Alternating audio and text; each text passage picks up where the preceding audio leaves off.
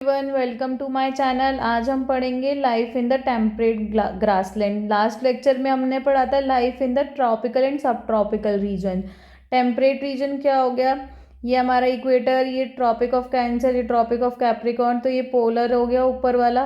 तो ये जो ये वाला पार्ट होता है ये हमारा टेम्परेट होता है। तो हम इसमें टेम्परेट ग्रासलैंड की लाइफ के बारे में आज इस लेक्चर में हम देखेंगे। आज के लेक्चर में हम देखेंगे प्रेरीज के बारे में, वहाँ का कैसा क्लाइमेट रहता है, वहाँ पे कैसे लोग रहते हैं, वहाँ का फ्लोरा एंड फौना देखेंगे और वेल्ड्स के बारे में पढ़ेंगे। जो हमारे प्रेरीज हैं वो हमें मिलते हैं नॉर्थ अमेरिका में, नॉर्थ अमेरिका वाले कॉन्टिनेंट में, और जो हमारे वेल्ड्स हैं वो मिलता है अफ्रीका कॉन्टिनेंट में। तो ये दोनों कॉन्टिनेंट के बारे में, इनकी ग्रासलैंड्स के बारे में हम देखेंगे।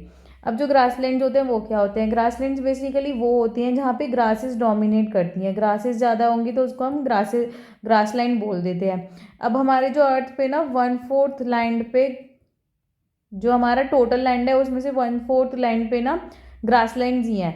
यहाँ पे ना जो क्लाइमेट के ऊपर बहुत ज़्यादा डिपेंड करता है कि कैसा ग्रासलैंड है। तो इसलिए क्लाइमेट के अकॉर्डिंग अगर हम डिवाइड करें तो दो तरीके की ग्रासलैंड है, एक है ट्रॉपिकल और एक है टेम्परेट। दो तरीके के हमारे ग्रासलैंड है। ट्रॉपिकल में थोड़ा वार्म टेम्परेचर ज़्यादा मिलेगा, टेम्परेट में थोड़ा कोल्डर, क्योंकि हायर एल्टीट्यूड लैटिट्यूड्स पे हो जाता है तो टेम्परेट में थोड़ा कोल्डर इन्वायरमेंट मिलेगा, ट्रॉपिकल पे थोड़ा वार्मर। तो ट्रॉपिकल पे जो ग्रासेस हैं वो थोड़ी लॉन्ग होती है, टेम्परेट पे थोड़ी शॉर्ट होती है, एज मतलब इन दोनों में कंपैरिजन करें तो मेन जो रोल होता है वो क्लाइमेट का होता है, जिसकी वजह से दो तरीके की हमारे ग्रासलैंड डिवाइड करे गए हैं। अब ये major grasslands of the world है। तो ये जो डार्क ग्रीन है वो है टेम्परेट और जो लाइट ग्रीन है वो है ट्रॉपिकल वाला। तो आज हम प्रेरीज पढ़ेंगे, ये नॉर्थ अमेरिका में है, और वेल्स देखेंगे ये अफ्रीका में है। बाकी स्टेपीज भी टेम्परेट में, पुस्ताज है, मंचूरियन ग्रासलैंड है चाइना में, डाउन्स ऑस्ट्रेलिया में हो गया, और ये सवाना यहाँ पे भी है, सवाना यहाँ पे भी, सवाना यहाँ पे भी है, ये सब ट्रॉपिकल में हो गए। लानोज हो गया ट्रॉपिकल में, पंपाज हो गया टेम्परेट में। तो ये वेरियस टाइप्स ऑफ ग्रासलैंड्स हैं। सबसे पहले देखेंगे प्रेरीज। प्रेरीज जो वर्ड निकला है ना वो लेटिन वर्ड से निकला है, प्रेरीज फ्रॉम प्रियाटा, जिसका मतलब होता है मीडो। मीडो क्या होता है कि ये फील्ड ऑफ ग्रास को हम मीडो बोलते हैं, कि वहाँ पे बहुत सारा, एक फील्ड में बहुत सारी ग्रास है तो उसको हम मीडो बोलते हैं। तो पुराने ज़माने में जो प्रेरीज थे ना वहाँ पे ना नेटिव अमेरिकन्स रहते थे, जिसको हम रेड इंडियंस बोलते थे, उनको हम रेड इंडियंस बोलते थे। वो वहाँ पे ओरिजिनल हैबिटेट उनका वही था। रेड इंडियंस जो थे उनका हैबिटेट था वहाँ पे प्रेरीज में। और बहुत सारी ट्राइब्स भी रहती थी वहाँ पे, जैसे कि अपाचे ट्राइब हो गई, क्रो ट्राइब हो गई, क्रो, क्री, पौनी, तो डिफरेंट टाइप्स ऑफ ट्राइब्स भी रहती थी। लेकिन अब तो वो चेंज हो गया विद टाइम, वहाँ पे डेवलपमेंट वगैरह हो गया तो वहाँ पे चेंज हो गया। लेकिन पहले वहाँ पे रेड इंडियंस रहते थे, वो वहाँ के नेटिव अमेरिकन्स थे और वहाँ के एक्चुअल हैबिटेंट थे, जो मेन प्रेरीज था। अब जो प्रेरीज है वो हमारा टेम्परेट ग्रासलैंड है, और ये जो रीजन है बहुत मतलब बहुत जेंटल स्लोप है, स्टीप स्लोप नहीं है, जेंटल स्लोपिंग है। तो ये, और यहाँ पे जब क्लाइमेट थोड़ा ठंडा है तो ये ट्रीलेस भी है। ग्रासलैंड है तो ट्रीलेस ही होगा, लेकिन जो ग्रासेस है उनकी हाइट भी ज़्यादा नहीं होती। टॉल ग्रास होती हैं तो अगर वो बस, अगर टॉल ग्रास है तो वो बस 2 मीटर तक की हाइट पे जाएगी, उससे ज़्यादा नहीं जाएगी। तो यहाँ पे ना इसको सी ऑफ ग्रास भी बोलते हैं, क्योंकि ग्रासेस बहुत ज़्यादा है। देखो यहाँ पे कितनी ज़्यादा ग्रासेस हैं, तो इसको सी ऑफ ग्रास भी बोला जाता है। ग्रास की हाइट ज़्यादा नहीं होती है, नॉर्मल होती है। इसके जो आपको वेस्ट साइड में मिलेगा रॉकी माउंटेन्स मिलेगा, यहाँ पे ग्रेट लेक्स देखने को मिल जाएंगी। जो मतलब अमेरिका में ना 5 लेक्स हैं, उनको हम ना ग्रेट लेक्स बोलते हैं। जैसे लेक सुपीरियर है, लेक हुरॉन है, लेक एरी है, ऑन्टोरियो है, ऑन्टारियो लेक, और एक है मिचिगन। ये 5 लेक मिलकर ना ग्रेट लेक्स बनाती हैं, ये जो अमेरिका में है। तो इसमें याद रखिएगा मिसिसिपी रिवर इसमें नहीं आती है, वो अलग है। 5 ग्रेट लेक्स, जो मतलब ग्रेट लेक्स 5 वो रिवर ये हैं, और मिसिसिपी अलग रिवर है, वो ग्रेट लेक्स में नहीं आती। तो ये सी ऑफ ग्रास हमने देख लिया कि इसको सी ऑफ ग्रास बोलते हैं। रॉकी माउंटेन्स वेस्ट में होता है, ईस्ट में लेक्स होती हैं, और जो प्रेरीज है वो यूनाइटेड स्टेट्स और कनाडा में दोनों में ही फैला हुआ है। अब जो इम्पोर्टेंट सिटीज़ हैं जो प्रेरीज में आती हैं अमेरिका में, वो हो गई हमारी शिकागो हो गई, मिनीपोलिस हो गई, इंडियानापोलिस हो गई, कनाडा में हो गई विनीपेग, विनीपेग हमारी कनाडा में हो गई, एडमंटन हो गई। मतलब बहुत सारी सिटीज़ कवर करता है ये प्रेरीज, दोनों कनाडा की भी और दोनों उसकी यूएसए की भी, दोनों की बहुत सारी सिटीज़ को कवर करता है। अब यहाँ का क्लाइमेट कैसा है, अब जब ये जो प्रेरीज है वो मतलब बॉर्डर में नहीं है, मतलब कोस्टल एरियाज में नहीं है, इन द मिड है, तो जब वो उसके हार्ट में है तो क्लाइमेट जो होगा कॉन्टिनेंटल टाइप होगा, कॉन्टिनेंट के अंदर है, तो इसलिए वहाँ पे एक्सट्रीम टेम्परेचर दिखेंगे, समर्स वार्म मिलेंगी, जहाँ पे वो टेम्परेचर जो जाएगा वो 20 डिग्री सेल्सियस तक चला जाएगा, और जो विंटर है वो एक्सट्रीमली कोल्ड मिलेगा, -20 तक भी चला जाता है। विंटर्स में बहुत ज़्यादा स्नो मिलेगी, यहाँ पे रेनफॉल ज़्यादा नहीं होती, कम होती है, इसलिए अगर रेनफॉल कम है तो इसलिए आपको ग्रासेस देखने को मिल रही है, वरना तो अच्छे खासे ट्रीज देखने को मिलते हैं। और यहाँ की एक जो लोकल विंड है चिनूक, वो यहाँ पे ब्लो करती है, वो ना वार्म विंड है, हॉट विंड है, हॉट विंड, ये विंटर में ब्लो करती है। जब ये विंटर में ब्लो करेगी तो टेम्परेचर इंक्रीज कर देती है, जब टेम्परेचर इंक्रीज कर देगी तो वहाँ का जो स्नो है वो मेल्ट हो जाएगा, जब स्नो मेल्ट हो जाएगा तो वहाँ पे ना पास्चर्स मिल जाएंगे अपने एनिमल को ग्रेज कराने के लिए। तो जो चिनूक है वो बहुत हेल्पफुल रहती है टेम्परेचर को मेंटेन करने के लिए विंटर टाइम पे। अगर वरना स्नो कवर रहेगा तो हमारे मतलब एनिमल्स के लिए ग्रेजिंग के लिए बहुत कम एरिया बचता है, और मतलब बहुत ईजी नहीं रहता कि आप एनिमल्स को ग्रेज करा सको। फिर हमारा फ्लोरा फाuna कैसा है वहाँ पे, जब प्रेरीज मतलब ट्रीलेस ही है तो वाटर जो जहाँ पे अवेलेबल है वहीं पे कुछ कुछ ट्रीज देखने को मिलेंगे, जैसे विलोज, ऑल्डर्स, पॉपुलर्स, ये मेन टाइप्स ऑफ ट्रीज हैं। जहाँ पे रेनफॉल ज़्यादा है वहाँ पे फार्मिंग हो जाती है, वहाँ का सॉइल फर्टाइल हो जाएगा। वहाँ की मेजर क्रॉप कौन कौन सी हैं, मेज़ है, पोटैटो है, सोयाबीन है, कॉटन है, अल्फा अल्फा है। जहाँ पे कम रेनफॉल है वहाँ पे ग्रासेस मिलेंगी, वो भी शॉर्ट हाइट की, और या फिर मिलेंगी नहीं, बहुत गैप में मिलेंगी आपको। यहाँ पे कैटल रियरिंग बहुत ज़्यादा होती है, जो कैटल रियर करते हैं और कैटल का ध्यान रखते हैं उनको हम काउबॉयज़ बोलते हैं। यहाँ पे आपको काउबॉयज़ का ट्रेडिशन टाइप ऑफ मिलेगा, काउबॉयज़ आपको देखने को मिलेंगे। यहाँ पे बाइसन बहुत ज़्यादा मतलब इम्पॉर्टेंट एनिमल है, ये एक तरीके से एक्सटिंक्ट हो गया था। एक्सटिंक्ट मतलब क्या होता है, जब हम बहुत ज़्यादा एक्सप्लॉइट कर लेते हैं या फिर हंट कर लेते हैं कोई एनिमल का तो वो ख़त्म हो जाता है। वो देखने को सपोज कोई 1000 था, एक एनिमल 1000 था, उसको हमने हंट कर करके उसको 10 के आसपास पहुंचा दिया तो वो काइंड ऑफ एक्सटिंक्ट हो गया। लेकिन अब उसको प्रोटेक्ट किया जाता है, अब उसकी स्पीशीज़ पे ध्यान दिया जाता है, तो अब उसको ग्रो मतलब उसकी स्पीशीज़ को जब ध्यान दिया जाएगा तो उसकी जो नंबर्स हैं वो इंक्रीज करेंगे। यहाँ पे आपको रैबिट्स मिलेंगे, कायोटेज मिलेंगे, गोफर्स मिलेंगे, प्रेरी डॉग मिलेंगे। ये देखो ये हो गया काउबॉय, ये हमारे कैटल्स का और ये सब का ध्यान रखते हैं काउबॉयज़। ये देख आपने देखे होंगे ऐसे वाले हैट वाले। ये आपको कायोटेज हो गया, ये गोफर हो गया, बहुत क्यूट सा है गोफर तो ये सब आपको यहाँ पे एनिमल देखने को मिलेंगे। यहाँ के लोग बहुत हार्ड वर्किंग बोले जाते हैं, क्योंकि यूएसए क्या है और कनाडा टॉप डेवलप्ड कंट्रीज़ में आती हैं, टॉप डेवलप्ड कंट्रीज़ में। यूएसए का नाम तो आप लोगों ने भी सुना होगा सबसे ज़्यादा, कि वहाँ पे बहुत ज़्यादा डेवलपमेंट है, टॉप डेवलप्ड कंट्रीज़। वो डेवलप्ड कैसे हुई, जब वहाँ के लोग हार्ड वर्किंग हैं, उन्होंने इतनी ज़्यादा टेक्नोलॉजी में एडवांसमेंट कर लिया है, इतनी ज़्यादा उनके पास टेक्नोलॉजी है कि वो सारे रिसोर्सेज को यूटिलाइज़ कर पाते हैं।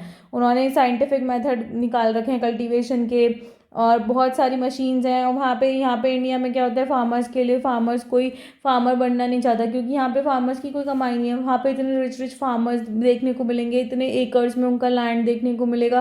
फार्मर्स हेलीकॉप्टर तक ओन करते हैं, वहाँ पे इतने रिच रिच फार्मर्स हैं। इसलिए नॉर्थ अमेरिका से हम मतलब जब हमारा देश को इंडिपेंडेंस मिली थी, हम वहाँ से फूड इंपोर्ट करते थे, वहाँ इतना सरप्लस चलता था। प्रेरीज को ना ग्रेनरीज ऑफ द वर्ल्ड भी बोला जाता है, क्योंकि वहाँ पे बहुत ज़्यादा वीट सरप्लस प्रोडक्शन है वीट का, क्योंकि हम भी उस टाइम पे वहीं से मंगाते थे, यूएसए से इंपोर्ट करते थे। लेकिन अब तो हम अपने आप में सफिशिएंट वीट बना लेते हैं, इवन एक्सपोर्ट भी कर लेते हैं। लेकिन उस टाइम पे हम यूएसए से इंपोर्ट करते थे। यहाँ पे डेयरी फार्मिंग भी बहुत होती है, जो भी हमने ग्रेट लेक्स देखी थी उसके आसपास बहुत ज़्यादा डेयरी फार्मिंग देखने को मिलेगी, एग्रीकल्चर देखने को मिलेगा, जिसकी वजह से जब फूड प्रोसेसिंग इंडस्ट्रीज़ कहाँ देखने को मिलेंगी, जहाँ पे आपको मतलब रॉ मटेरियल अच्छा मिलेगा, तो रॉ मटेरियल अच्छा मिलेगा तभी तो वो इंसान उसको प्रोसेस करेगा। तो जब मिल्क मिल रहा है तो वहाँ पे मिल्क, बटर, चीज़, कर्ड, ये सब बहुत ज़्यादा प्रोसेसिंग होकर वहाँ पे देखने को मिलता है। वहाँ पे बहुत सारे मिनरल डिपॉजिट्स भी हैं, जैसे कोल, आयरन, जिसकी वजह से वहाँ पे रोड्स, रेलवेज, कैनाल्स, ये सब बहुत ज़्यादा बने हुए हैं। इसलिए उसको इंडस्ट्रियलाइज रीजन बोला जाता है प्रेरीज के आसपास, क्योंकि वहाँ पे अच्छे से रिसोर्सेज अवेलेबल हैं।